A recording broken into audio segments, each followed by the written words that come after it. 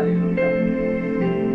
Thank you Jesus, thank you Lord, thank you master.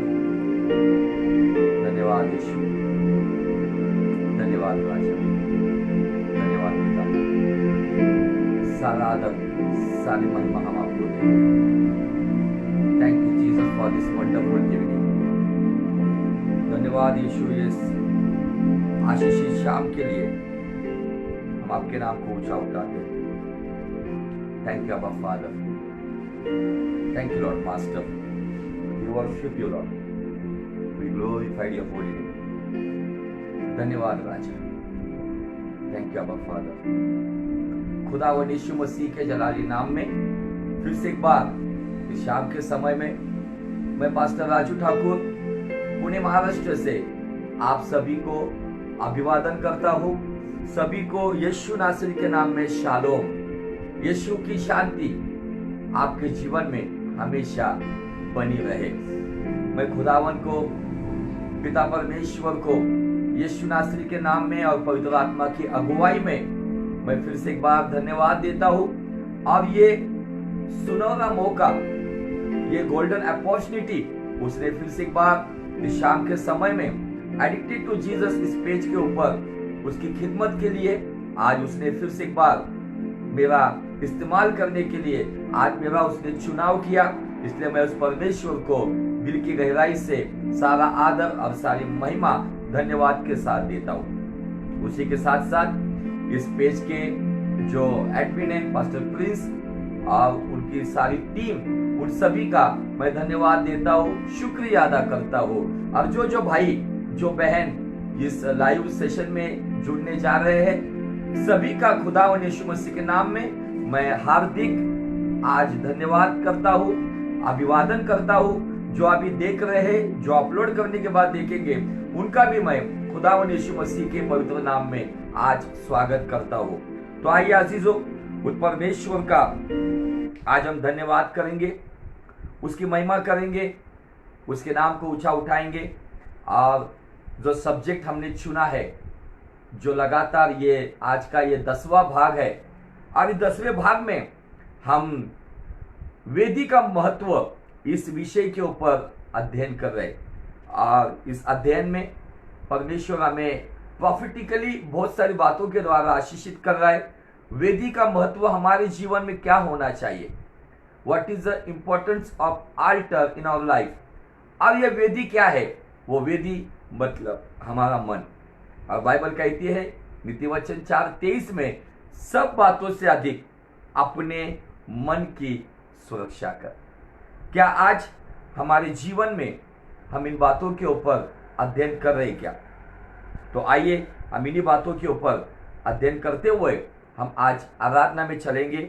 उस परमेश्वर के नाम को हम इसी वक्त आज ऊंचा उठाएंगे। सेनाओं के यहोवा को हम ऊंचा उठाएंगे, उसके नाम की विशेष आज परिस्थिति करेंगे। आज उसके नाम को हम आदर, महिमा, सम्मान और गौरव देंगे। तो आइए हम प्रार्थना में पहले चलते हैं, प्रार्थना में अपने स्वरों को झुकाते हैं। खुदावंद यीशु के नाम में प्रभु जी, आज इस इबादत के लिए आपने हमें चुना है, यीशु नासरी के नाम में प्रभु जी, आज इस सेवकाई में जाने से पहले हम सब अपने आप को आपके पाकीज़ा हाथों में आज समर्पित करते हैं। एक कुर्बानी के समान हम अपने जीवन को आपके हाथों में देते हैं और विनती करते हैं प्रभु, होने वाली आराधना, वचन और प्रार्थना के द्वारा तू हमारे जीवन में बहुतायत से आज तू काम कर। धन्यवाद देते प्रभु जी, सारा आदर, सारी महिमा आपको देते और विनती करते कि तू हमसे बात कर। ये वचन समझने के लिए तू हमें तेरी बुद्धि का आत्मा दे, ताकि सब बातें समझकर हम आपकी अगुवाई में, पवित्र आत्मा के सामर्थ्य में, यीशु मसीह की कृपा में पिता परमेश्वर आपके राज्यों को बढ़ाने का कारण बन जाए। सारा आदर आपको देते हुए यीशु नासरी के नाम में मांगते थे, सुन और ग्रहण कर पिता। आमीन, आमीन, आमीन। Thank you Jesus Lord, we worship you, we praise you master. धन्यवाद देते पहुंचे, सारा महिमा आपको देते पहुंचे। Thank you Abba Father, we love you, we glorified you, we praise you master, we love you Lord, we worship you Lord. Thank you Jesus, thank you Father, thank you Abba Father. धन्यवाद यीशु, thank you Jesus, thank you Lord, thank you master, thank you Father. धन्यवाद धन्यवाद धन्यवाद देते प्रभु जी। उतरा उतरा उतरा हे रूहे पाक उतरा उतरा उतरा उतरा हे रूहे पाक उतरा उतरा उतरा उतरा उतरा आसमानी खुशी से हमको भर दे, आसमानी खुशी से हमको भर दे, गीत नया दिल में मिला, गीत नया दिल में मिला। उतरा उतरा उतरा हे रूहे पाक उतरा उतरा उतरा उतरा उतरा। आसमानी रोटी हमको खिला दे, कमजोर दिल को तगड़ा बना दे, आसमानी रोटी हमको खिला दे, कमजोर दिल को तगड़ा बना दे, भरपूर कर के रजा रजा, भरपूर कर के रजा। उतरा उतरा उतरा हे रूहे पाक उतरा उतरा उतरा उतरा उतरा। पाक रूआ मेरे दिल के अंदर, बन जाऊंगा मैं तेरा मंदिर, पाक रूआ मेरे दिल के अंदर, बन जाऊंगा मैं तेरा मंदिर, अपनी राह दिखा दिखा, अपनी राह दिखा। उतरा उतरा उतरा हे रूहे पाक उतरा उतरा उतरा उतरा उतरा। धन्यवाद देते तो प्रभु, हमारे साथ रहने वाला, हमारे इर्द गिर्द रहने वाला, हमारे अंदर रहने वाला तो परमेश्वर है। तू वो ओमिनी प्रेजेंस गॉड है, वो सार्वभौम परमेश्वर है। तू हर जगह पे मौजूद है, तेरी हुजूरी हमारे जीवन में तू देता है, यही हमारे लिए सबसे बड़ी आशीष है।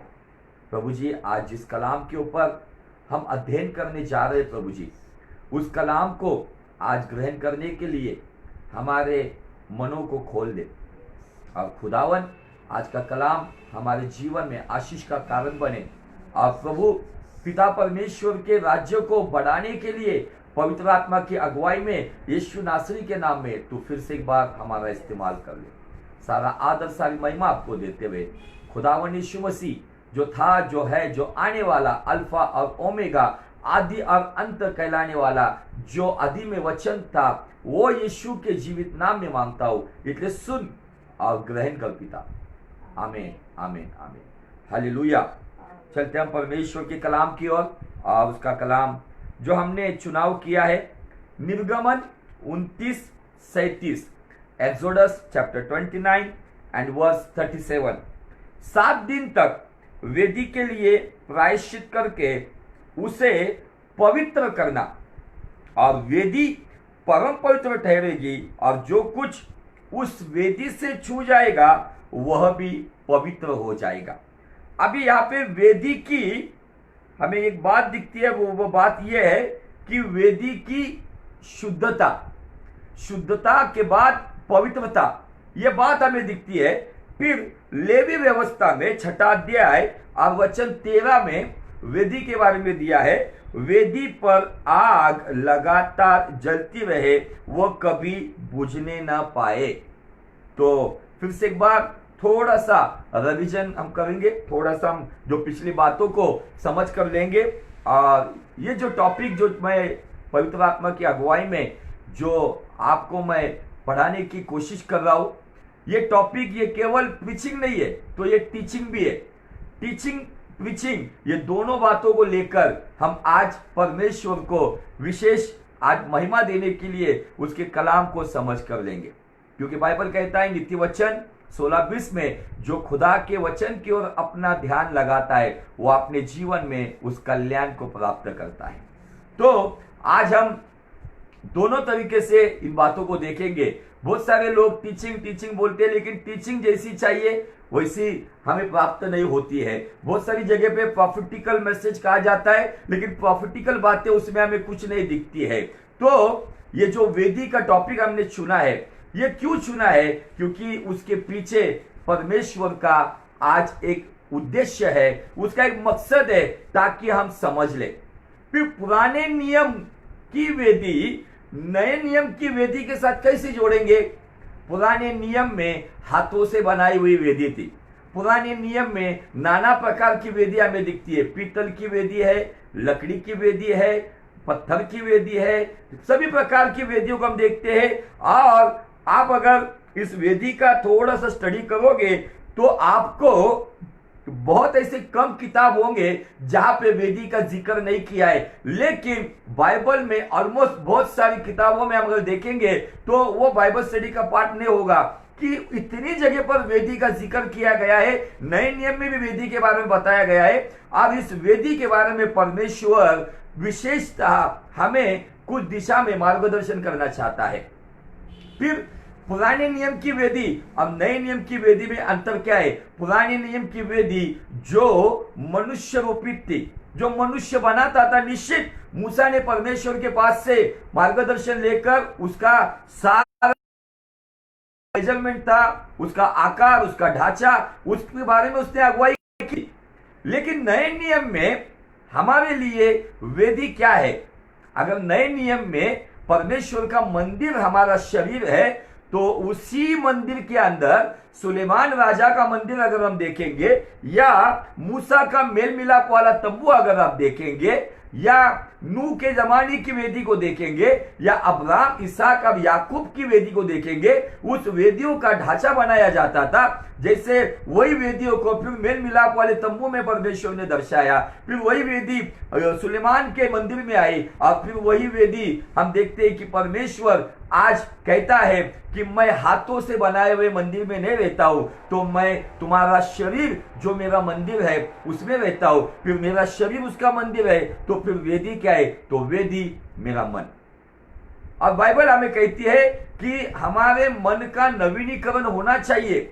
बाइबल स्पष्ट रीति से अगुवाई करती है। रोमियो का 12 अध्याय वचन 2 में बाइबल कहती है, इस संसार के सदृश मत बनो, तो परमेश्वर की भली भांति इच्छा क्या है ये जानकर अपने मन का नवीनीकरण होने दो।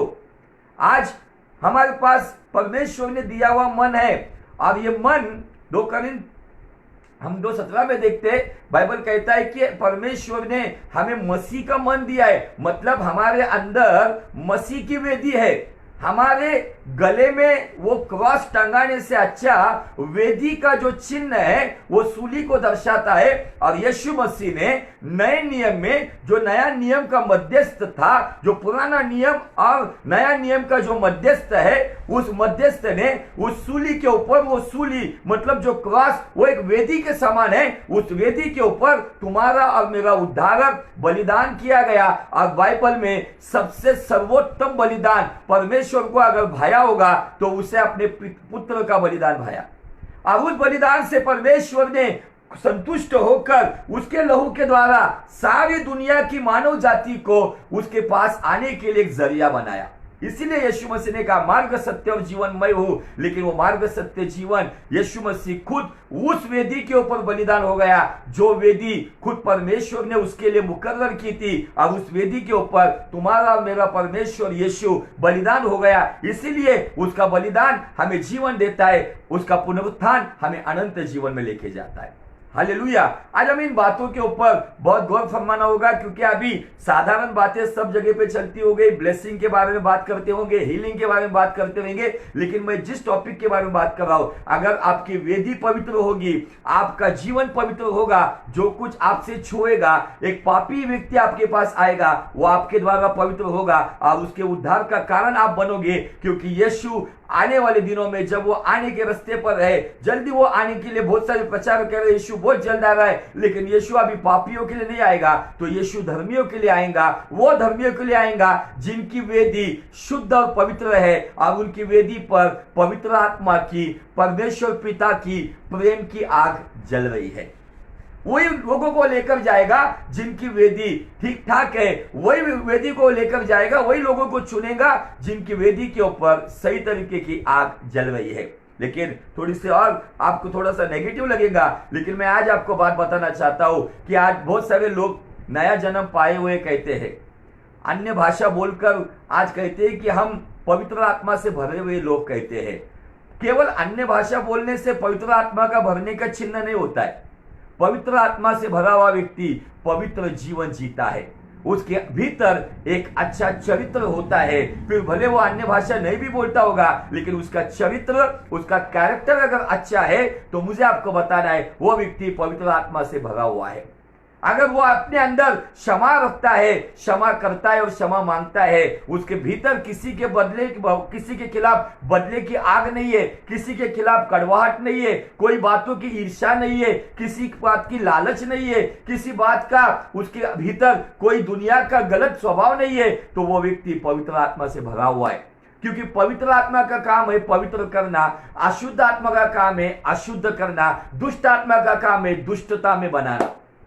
आज बहुत सारे लोग आज खुद को पवित्र आत्मा से भरे हुए अन्य भाषा बोलने वाले, लेकिन इसी मुंह से वो कभी कभी ऐसी कुछ बातें बोल जाते हैं, कभी कभी संदेह आता है हमें क्या निश्चय ये व्यक्ति आत्मा से भरा हुआ है।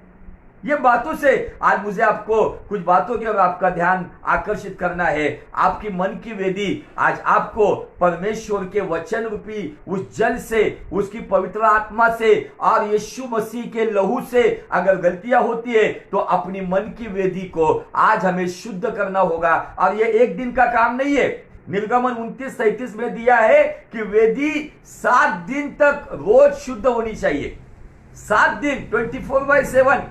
ये सप्ताह के जो 7 दिन है ना, अभी तो हमें वेदी को शुद्ध करने के लिए सरकार ने भी बहुत अच्छा मौका दिया है।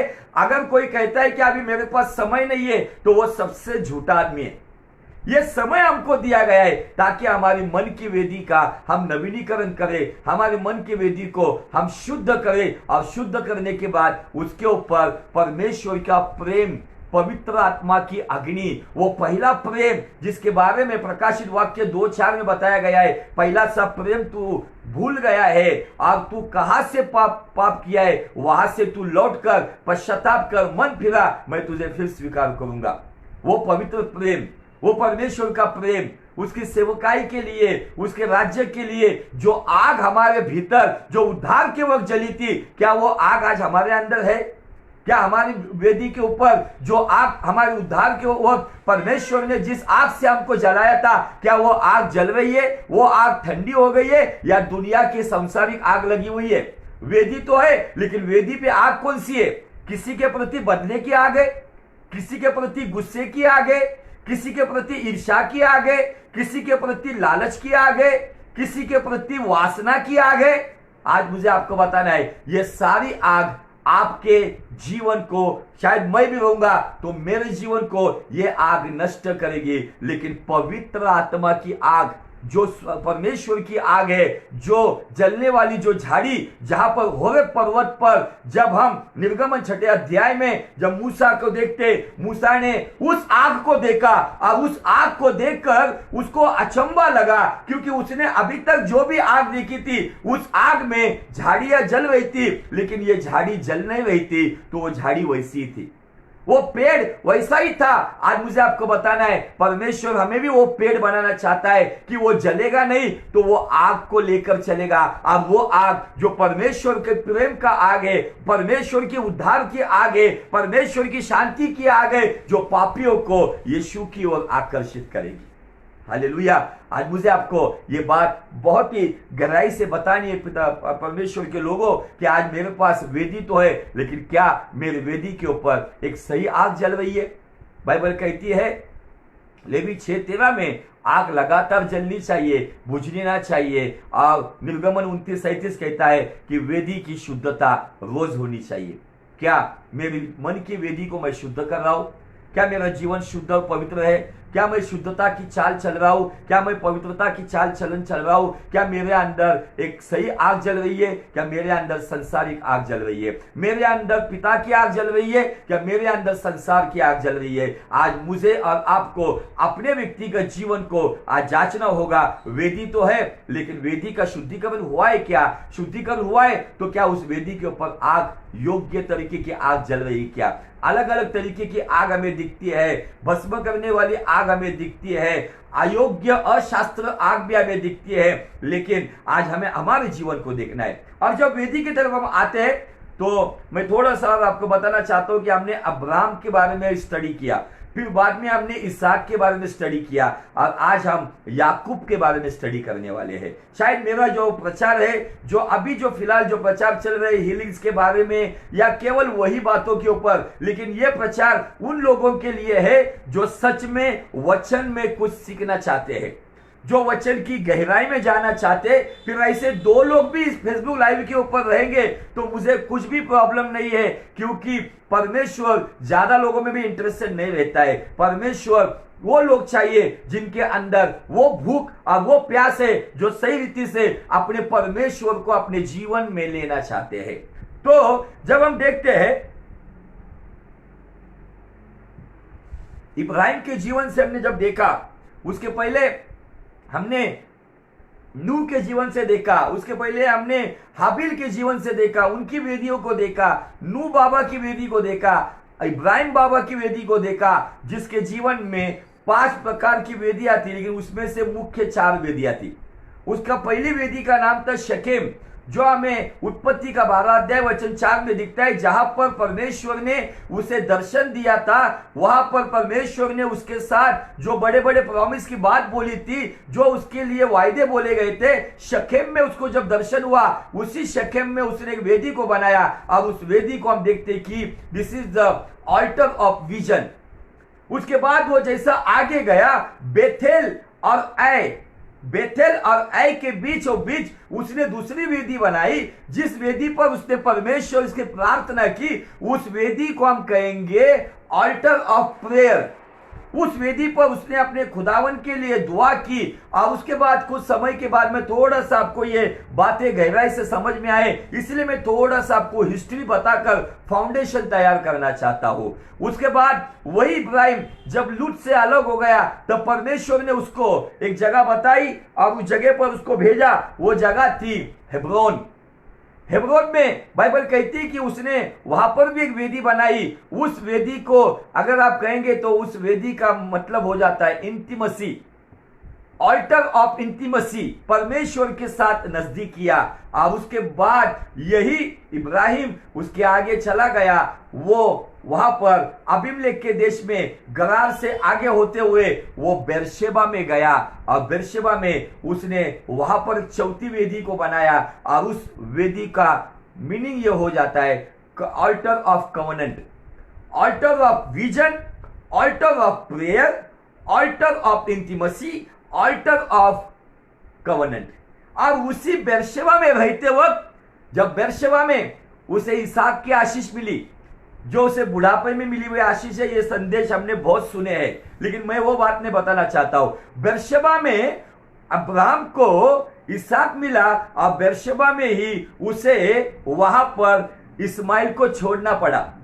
बेरशेबा में इस्माइल चला गया हाजिरा के साथ, लेकिन उसी बेरशेबा में इसहाक मिला। लेकिन इसहाक प्राप्त होने के बाद जो वाचा बांधने वाला इब्राहिम कुछ दिनों तक उस बातों में था, लेकिन परमेश्वर ने उसको एक दिन कहा, इब्राहिम मुझे तेरा बेटा इसहाक का बलिदान चाहिए। आप उसको मोरिया पहाड़ी को दिखाया, और हमें सब पता है मोरिया पहाड़ी पे वो गया, और वहां पे इब्राहिम ने एक वेदी बनाई, जिस वेदी का नाम था यहोवा जाएगा, परमेश्वर अपने पर्वत पे उपाय करेगा। और ये भविष्यवाणी जो वेदी के अंदर हमें दिखती है, वो भविष्यवाणी यीशु मसीह के लिए थी। इसीलिए खुदावन ने अपने प्रिय पुत्र को हजारों सालों के बाद अखिल मानव जाति के उद्धार के लिए परमेश्वर ने उस पहाड़ के ऊपर अपने इकलौते पुत्र को चुन कर दिया, जिसके बारे में उसने कहा था, ये मेरा परम प्रिय पुत्र है, इसके विषय में मैं संतुष्ट हूं। और उस पुत्र ने अपने पिता के लिए वो बलिदान होने के लिए सूली पे चढ़ गया। हालेलुया। अब उसके बाद बाइबल कहती है, हम वचन पे नहीं जाएंगे, वहां से अब्राहम फिर से बेरशेबा में आ गया। फिर उसके बाद समय आ गया इसहाक का, और इसहाक के जीवन में भी हम देखते हैं कि जब वो बेरशेबा में पला बढ़ा, लेकिन उसके बाद जब हम देखते हैं कि इसहाक उसके जीवन में, जब वो गरार में उस राजा के पास था, और वहां से जब वो मिस्र जाने की कोशिश कर रहा था, परमेश्वर का दर्शन उसे मिला। अब उस दर्शन के अनुसार इसहाक को परमेश्वर ने, उत्पत्ति 26 अध्याय में बाइबल कहती है कि खुदावन ने जो वाचा इसहाक के साथ बांधी, उसके अनुसार परमेश्वर ने इसहाक को आशीषित किया। लेकिन इसहाक के प्रति बहुत सारे दुश्मन खड़े हो गए, इवन उस देश का राजा अबीमेलेक भी दुश्मन बन गया, और उसने कहा कि इसहाक तू यहां से चला जा।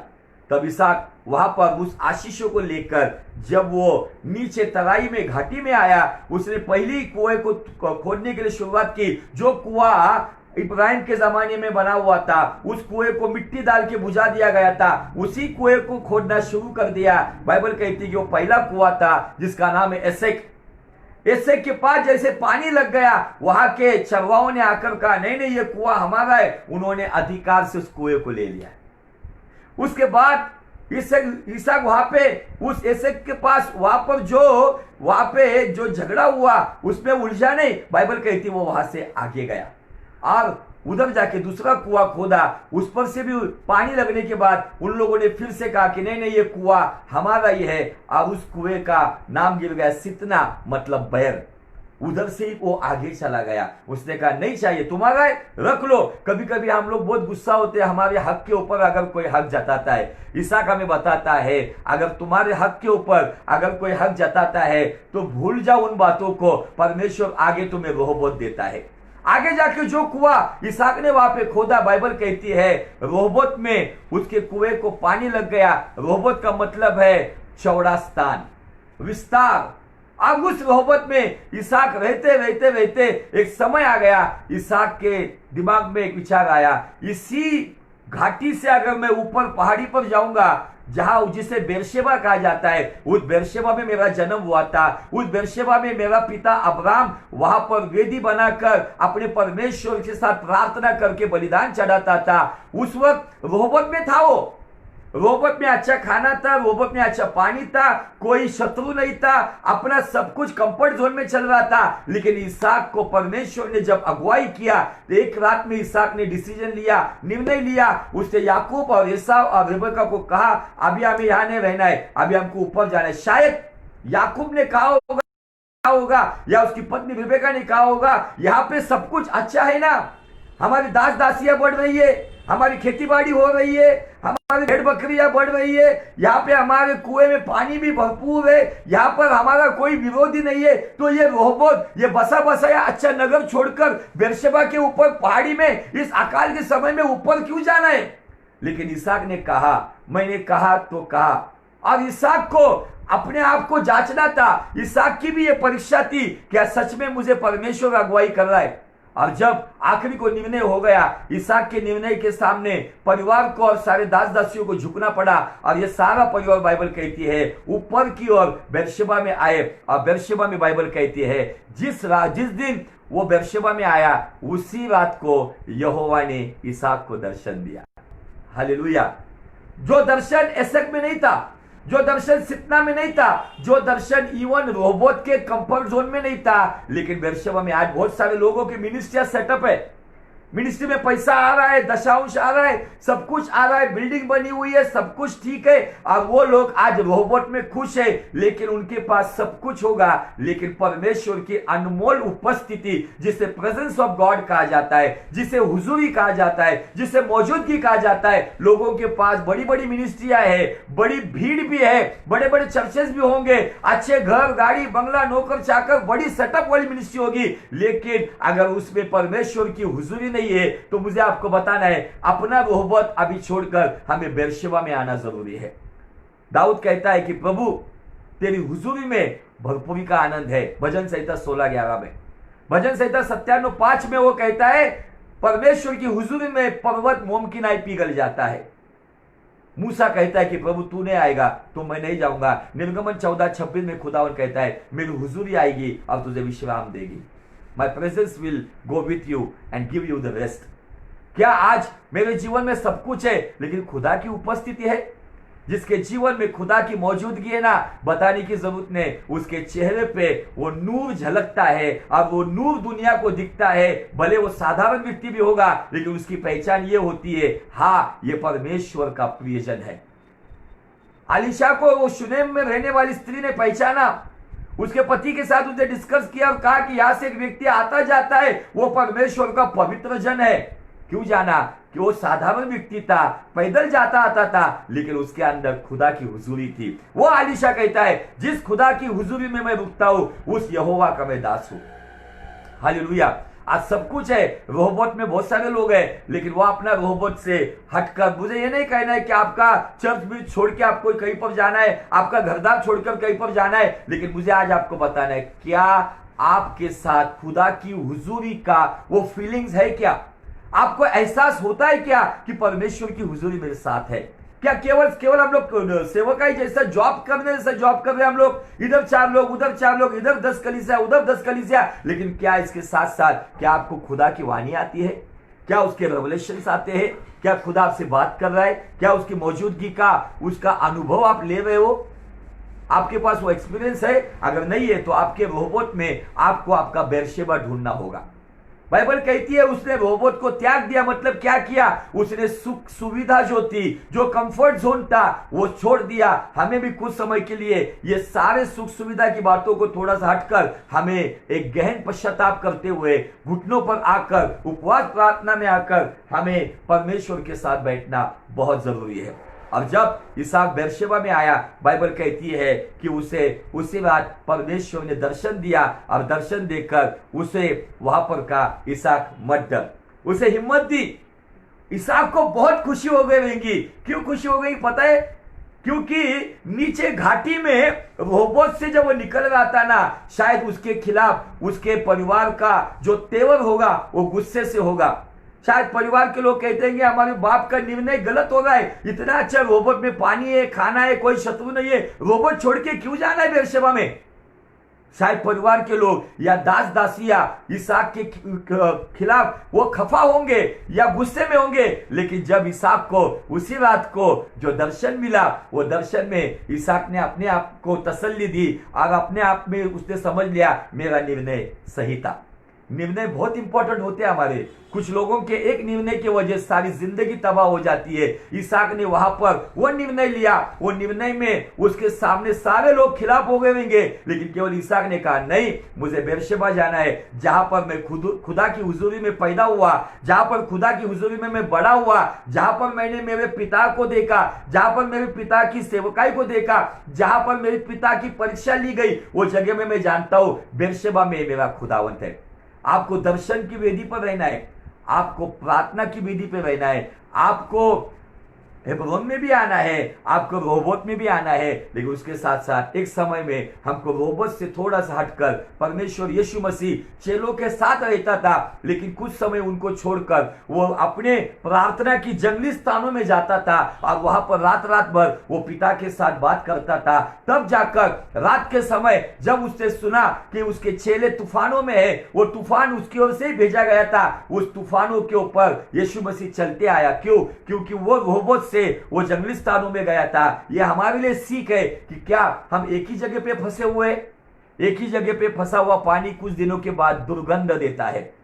एक ही जगह पे रहने वाला पानी कितना भी अच्छा हो, लेकिन उसमें एक ही जगह पे रहने की वजह से उसके अंदर मच्छर जो है, मच्छर अपनी उसमें पीढ़ी को जन्म देना शुरू कर देते हैं। एक ही जगह पे रहने वाला पानी पीने के लिए योग्य नहीं होता है, लेकिन जो बहता पानी होता है वो पीने के लिए और सब बातों के लिए यूज किया जाता है।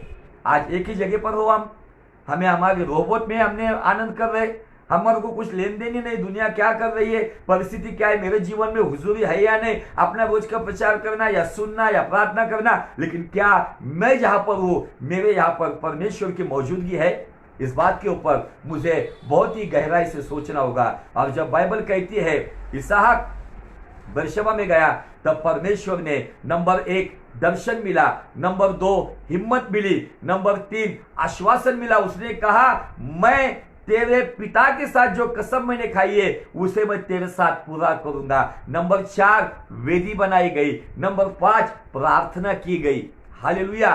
कुछ तकरीबन 10 बातों को हमने उस बेरशेबा में देखा था, लेकिन ये 5 महत्वपूर्ण बातें हमें दिखती है। दर्शन, हिम्मत, आश्वासन, वेदी और प्रार्थना, ये 5 बातें बेरशेबा में थी। लेकिन ये बातें रोबोट में नहीं थी। रोबोट में ऐशोआराम था, रोबोट में अच्छा वहां पे कुआं भरा हुआ, पानी से भरा हुआ था, रोबोट में खाने पीने की कोई समस्या नहीं थी, रोबोट में कोई शत्रु नहीं था, रोबोट में सारे ऐशोआराम थे, लेकिन रोबोट में दर्शन नहीं था, रोबोट में हिम्मत नहीं थी, रोबोट में आश्वासन नहीं था, रोबोट में वेदी नहीं थी, रोबोट में प्रार्थना नहीं थी, रोबोट में केवल आराम किया जा रहा था। इसलिए आज हमें रोबोट से निकलकर बेरशेबा में आना बहुत जरूरी है। फिर यहां तक हमने इसहाक को देखा, फिर इसहाक को 2 बच्चे हो गए। हमको सबको पता है, एक का नाम है एसाव और दूसरे का नाम है याकूब। अब याकूब क्या था क्या नहीं, हमको इतने प्रचार सुनाए गए याकूब के बारे में प्रचार सुन सुनकर, जैसा कोई बिल्डिंग वाटर प्रूफ होता है, कोई दीवार को पेंट को डस्ट प्रूफ जैसा पेंट दिया जाता है, वो पेंट फायर प्रूफ भी होता है ना, वैसे ही याकूब के ऊपर हम इतने संदेश सुन चुके हैं कि वैसे ही हम सरमन प्रूफ हो गए हैं। हालेलुया, मैसेज प्रूफ हो गए। हमें पता चलता है याकूब के बारे में क्या बात कर करके करेंगे, लेकिन मैं याकूब के जीवन में भी मैं आपको बताना चाहता हूं, याकूब के जीवन में भी 4 वेदियां थी। जो 4 वेदियां का अनुभव जो अब्राहम के पास था, जो इसहाक के पास था, वही 4 वेदियां याकूब के जीवन में भी थी। लेकिन उस 4 वेदियों को पास जाने तक परमेश्वर ने याकूब को एक गहरे परीक्षाओं में से जाना पड़ा। अपने पिता के पास से उसने अपने भाई की आशीष को जब उसने चुरा लिया और वहां से जब वो भाग गया, बेरशेबा से होकर वो हरान में गया, जहां से हरान में से अब्राहम ने शुरुआत की थी, कसदियों के ऊर से वो हरान में आया, हरान से फिर वो आगे कनान में आया। लेकिन यहां से याकूब को कनान में से हरान में जाना पड़ा। आपको जो बाइबल पढ़ते हैं वो समझ सकेंगे कि मुझे क्या प्रचार करना है। जगहों का जो नाम है ना, वो नाम के अंदर मीनिंग है। हम आगे कुछ बातों को देखेंगे, जो 15-20 मिनट मेरे पास बचे हुए, उसमें मैं याकूब के जीवन की वो 4 वेदियों को बताऊंगा। अब उन 4 वेदियों में शायद आज का समय खत्म हो जाएगा, नो प्रॉब्लम, हम अगले सैटरडे को इस वचन के ऊपर और गहराई में देखेंगे। लेकिन मुझे जो आपको ये जो बेहतरीन बातें जो पवित्र आत्मा ने मुझे बताई है वो आपको मैं बता चुकूं कि आपको समझ में आए कि क्या कहना है परमेश्वर को। आज याकूब मतलब युक्तियों से जीतने वाला, फंसाने वाला, है ना, जिसे याकूब का मतलब वो, आज बहुत सारे लोग कहते हैं कि जो इसने मुझे फंसाया, उसने मुझे फंसाया। याकूब ने मां की पेट में ईसाव की टांग खींच ली थी। याकूब ने उस साधारण दाल का वो जो उसने खाना बनाया था, उस दाल के ऊपर, मसूर की दाल के ऊपर उसने उस अधिकार को प्राप्त किया था। इतना शातिर दिमाग का था वो। और ऐसा याकूब जब आशीष को चुरा कर, जब रिबेका उसको कहती कि जा, तेरा मामा हरान में है जिसका नाम है लामान, लामान के घर चले जा, वहां कुछ दिनों तक रहे क्योंकि तेरे भाई का गुस्सा ठंडा होने तक रहे। लेकिन वहां पर याकूब को 14 साल का वनवास करना पड़ा, इतना लंबा सफर करना पड़ा। उस वक्त इसहाक भी बुढ़ापे के ओर में है, बीच में से ही उसकी माँ जो रिबेका है वो बीच में से ही वो प्रभु में सो गई।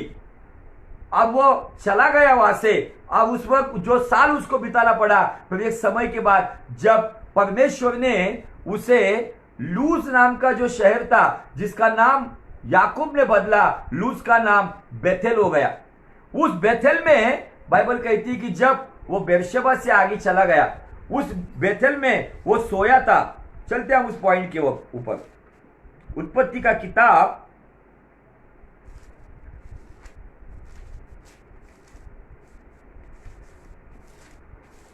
और उसका 28 अध्याय और वचन 10।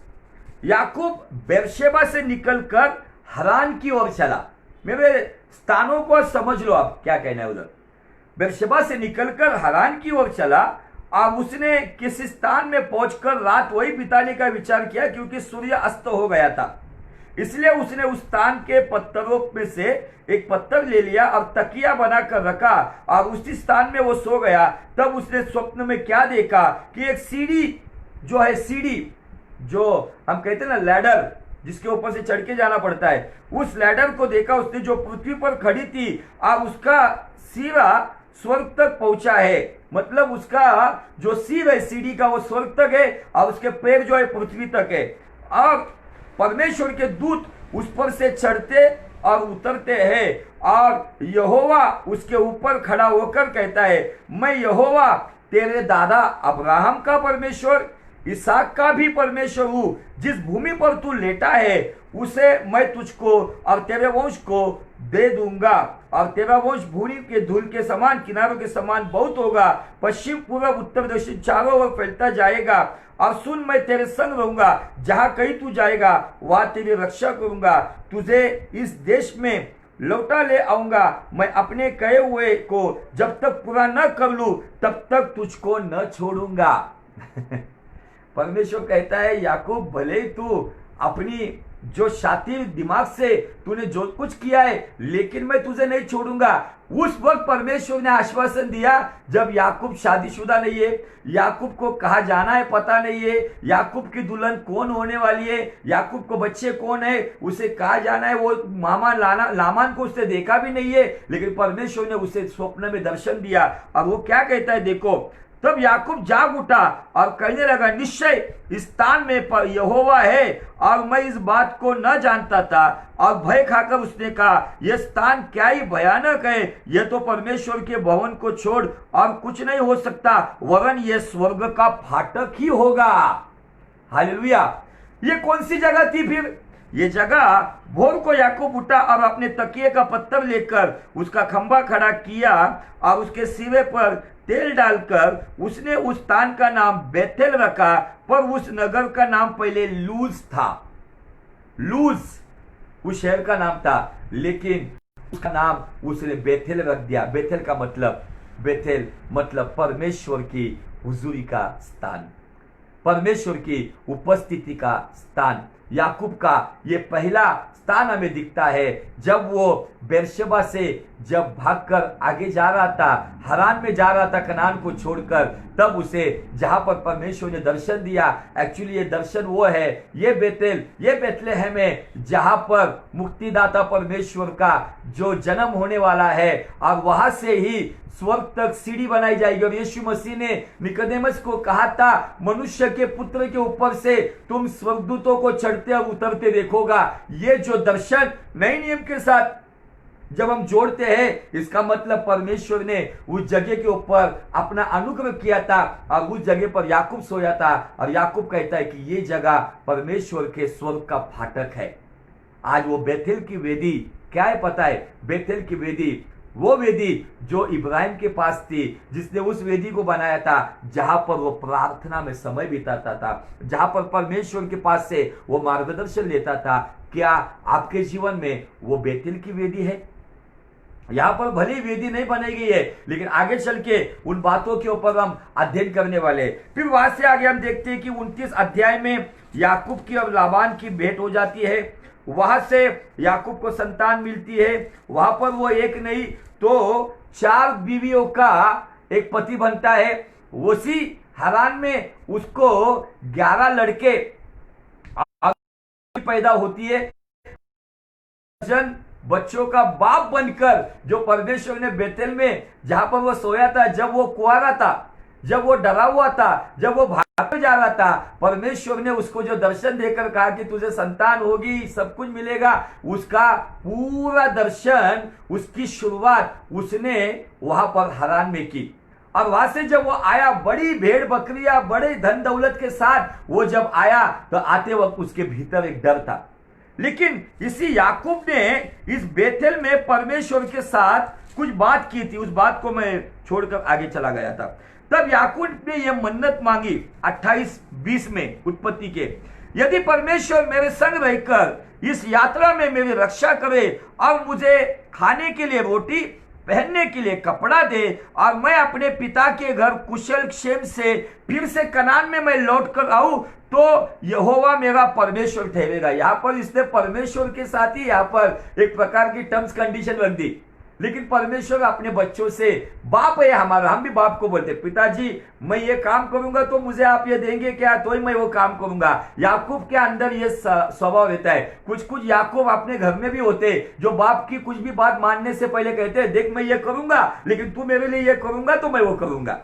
कोई बात नहीं, याकूब का इजराइल जब बनेगा, जब वो मैच्योर हो जाएगा, तब वो आपके साथ शर्त नहीं रखेगा, तब वो आपके शर्त के अनुसार चलेगा। आमीन। बाइबल कहती है, और ये पत्थर जिसका मैंने खंबा खड़ा किया है, परमेश्वर का भवन ठहरेगा। वो पत्थर, देखो अभी इधर भी एक रेवलेशन है, आप अगर समझोगे तो वो पत्थर जो बेथेल में रखा गया था, और यीशु मसीह ने क्या कहा? यीशु मसीह कौन है? यीशु मसीह जिन मिस्त्रियों ने जिस पत्थर को धिक्कार दिया था, वही पत्थर मंदिर का कॉर्नर स्टोन बन गया, कौन शिला बन गया, और वही मंदिर को आज संभाले रख रहा है। तुम्हारा और मेरे जीवन का कौन शिला, कॉर्नर का पत्थर कौन है, आज हमें समझना चाहिए।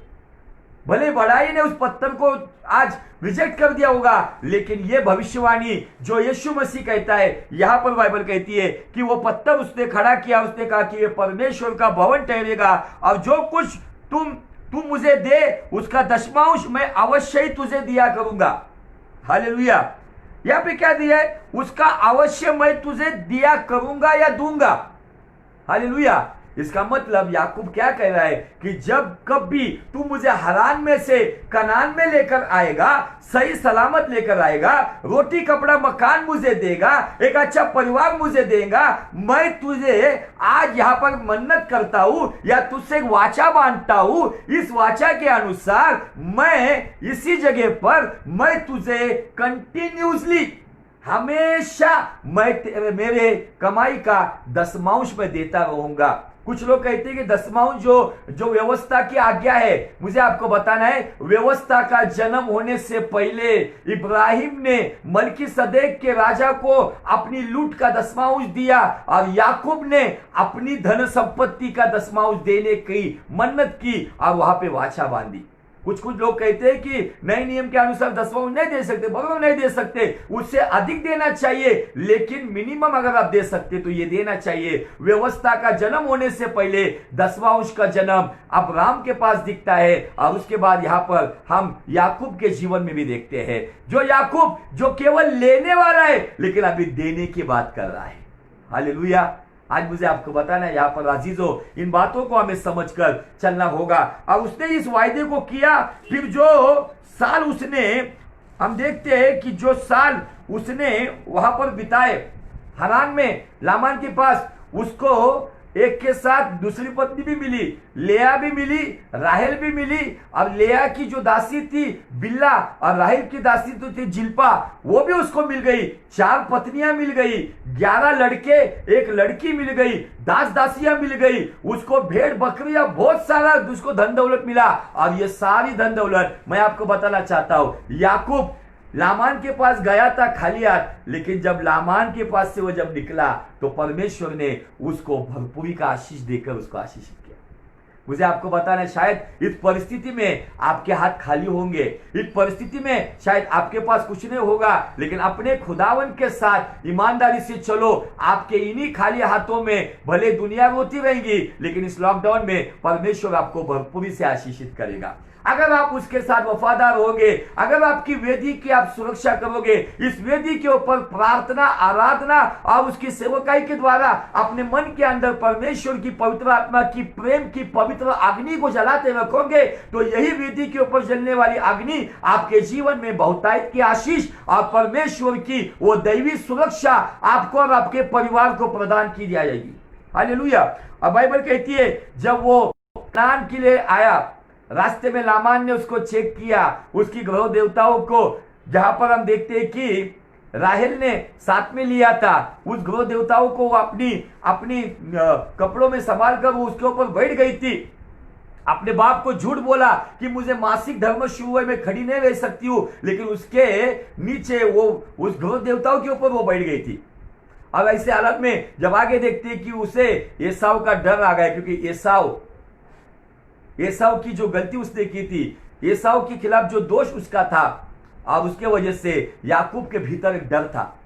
याकूब ये भूल गया, परमेश्वर ने कहा कि मैं तुझे आशीषित करूंगा, लेकिन कभी कभी ऐसा होता है, हमारे पास वचन होने के बावजूद परमेश्वर ने 366 बार कहा है कि डर मत, लेकिन तो भी हम हमारे जीवन में डरते रहते हैं। कभी कभी हम उसकी वाचाओं को भूल जाते हैं। यहां पर हमें दिखता है, याकूब परमेश्वर की वाचाओं को भूल गया, मन्नत को भूल गया, 10वां अंश देने को भूल गया, बेथेल के दर्शन को भूल गया। और यहां पर जब वो आता है, तब उसे कुछ स्वर्गदूत उसको मिलने आते हैं। 32 अध्याय का एक वचन, याकूब ने भी अपना मार्ग लिया और परमेश्वर के दूत उसे आ मिले। उनको देखते याकूब ने कहा, यह तो परमेश्वर का दल है, इसलिए उसने उस स्थान का नाम रखा महानाइम, मतलब परमेश्वर की सेना। आज बहुत सारे चर्चेस के भी नाम हम देखते हैं, महानाइम मिनिस्ट्री, लेकिन महानाइम मतलब परमेश्वर की सेना। यह केवल नाम की नहीं होनी चाहिए, वैसा परमेश्वर के साथ हमारा गहरा संबंध होना चाहिए। और महानाइम से ज्यादा मुझे आपको बताना है, जो महानाइम जो सेना है ना, वो सेनाओं का यहोवा हमारे लिए महत्वपूर्ण है। क्या मेरे साथ महानाइम है या सेनाओं का यहोवा है? अगर सेनाओं का यहोवा यीशु मसीह के संगति में मैं चलता हूं, तो महानाइम मेरे आसपास चलते हैं। हालेलुया। यहां पे हमें दिखता है कि जब याकूब ने सेईर देश में से, एदोम देश में से आगे चल गया, और फिर याकूब ने, अगर हम देखेंगे इसी 32 अध्याय के 9 वचन में, फिर याकूब ने कहा, हे यहोवा मेरे दादा अब्राहम के परमेश्वर, मेरे पिता इसहाक के परमेश्वर, तूने तो मुझे कहा था अपने देश और जन्मभूमि में लौट जा और मैं तेरी भलाई करूंगा। तूने जो जो काम अपनी करुणा और सच्चाई से अपने दास के साथ किए हैं, मैं जो अपनी छड़ी ही को लेकर यरदन नदी के पार उतर गया, और अब मेरे 2 दल हो गए हैं, तो ऐसे ऐसे कामों में से एक भी योग्य तो नहीं हूं। वो कहता है, मैं केवल लकड़ी को लेकर यरदन पार करके गया था, लेकिन अभी आया हूं तो 2 बड़े बड़े दल है मेरे पास। मेरे खुद की बीवियों का दल है, मेरे दासियों का दल है, मेरे बच्चों के अलग अलग दल है, मेरे पास भेड़ बकरियों का दल है, इतना सब कुछ मुझे दिया है। और ये सब वो कहता है। फिर वहां पर वो अपने सारे परिवार को अलग अलग जगह पर वो रख देता है, आगे पीछे जो सीक्वेंस में रख देता है, दासियों के पुत्र, उसके पत्नी के पुत्र, उसकी पत्नी, और आखिरी में वो राहेल को और यूसुफ को रखता है। और उस समय में राहेल पेट से भी है, और उस जगह पर जब हम देखते हैं कि वहां पर उस रात को वो पनियल में जाता है। पनियल में जाकर याकूब वहां पर मल्ल युद्ध करता है खुद परमेश्वर के साथ, और वहां पे परमेश्वर को कहता है, परमेश्वर दूत कहता है, परमेश्वर कहता है सुबह हो रही है, मुझे जाने दे। लेकिन वो कहे जब तक तू मुझे आशीष नहीं देगा तब तक मैं तुझे छोड़ूंगा नहीं।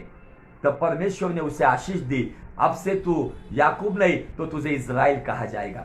और वहां से इज़राइल का जन्म हो गया। जब जाते वक्त वो याकूब था, कनान से जाते वक्त वो याकूब था, लेकिन कनान में लौटते वक्त वो इज़राइल हो गया। आज परमेश्वर भले हमको कहता है, भले उद्धार के पहले तुम याकूब थे, लेकिन उद्धार के बाद अभी आप इज़राइल हो, जो परमेश्वर का मुख देखने वाला। क्या आज परमेश्वर का मुख देखने वाला मेरा जीवन का मंदिर है? क्या मेरी वेदी शुद्ध पवित्र है? क्या मेरी वेदी के ऊपर, मन की वेदी के अंदर परमेश्वर की पवित्रता की, प्रेम की आग जल रही है, या डाह की आग है, या जलन की आग है, या ईर्ष्या की आग है, या कड़वाहट की आग है, या वासना की आग है, या लालच की आग है? इन सभी आग को आज निकालना होगा, और परमेश्वर के पवित्र प्रेम की अग्नि से आज हमारी मन की वेदी को आज शुद्ध और पवित्र करते हुए उस मन की वेदी पर वो आग जलाना होगा। अगर कुछ गलत आएगा भी तो वो पवित्र आत्मा की आग हमारे जीवन को भस्म कर देगी।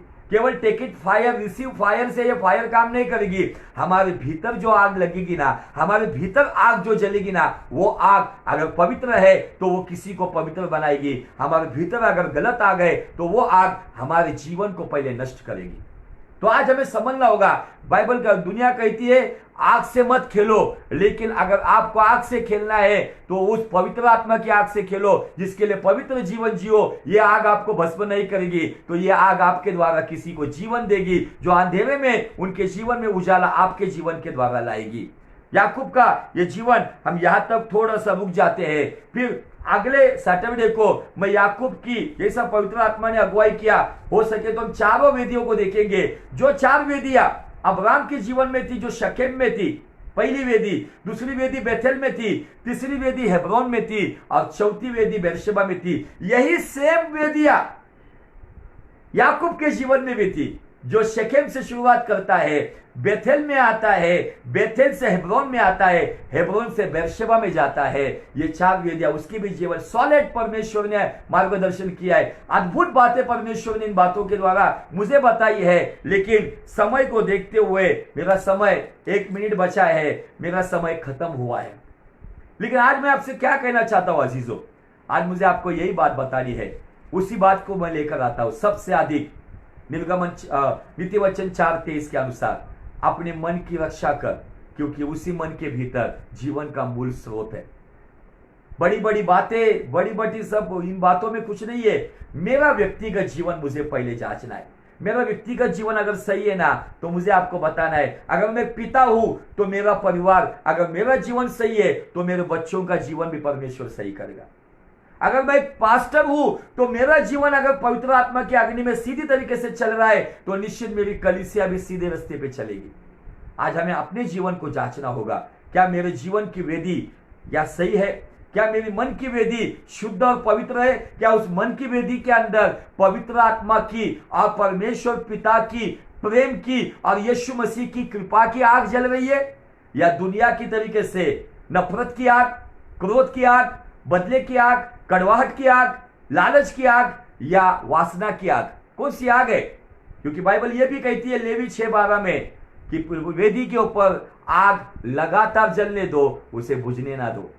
आज फिर से इस वचन को मैं खत्म करते वक्त यही दुआ करता हूं कि परमेश्वर आपकी मन की वेदी को उसके वचन के जल से, पवित्र आत्मा के जल से, आज यीशु मसीह के लहू से आपकी मन की वेदी शुद्ध और पवित्र हो जाए, जो निर्गमन 29-37 में बताया गया है। और उसी वेदी पर लेवी 6:12-13 के अनुसार पवित्र आत्मा की, परमेश्वर पिता के प्रेम की, यीशु मसीह के अनुग्रह की एक सही आग, योग्य आग जलती रहे, ताकि आपका जीवन एक ऐसे अग्नि से भरा हुआ और ऐसी पवित्र विधि का आपका मंदिर हो, ताकि कोई भी आपके संपर्क में आए वो पापी भी पवित्र बन जाए। खुदावन करे इन वचनों के द्वारा आपको आशीषित करे, आपको महिमा में लेकर जाए और आपका जीवन एक अच्छी वेदी का जीवन और योग्य आग का जीवन बनाए, और उसी योग्य आग के द्वारा अयोग्य लोगों को योग्यता कर लाने के लिए परमेश्वर की रूह आपका इस्तेमाल करे यीशु नासरी के नाम में, ताकि यहोवा पिता का राज्य आपके जीवन में, आपके परिवार में, आपकी कलीसिया में बढ़ता ही रहे। प्रभु आपको आशीषित करे। May God bless you. Good night. मिलेंगे अगले सैटरडे को इसी वक्त 6 से 7 के बीच में। तब तक प्रार्थना में बने रहो और इस कलाम के ऊपर अध्ययन करते रहो। खुदा की हुजूरी, यीशु मसीह की शांति और पवित्र आत्मा का सामर्थ आपके साथ हमेशा बना रहे। May God bless you. Good night.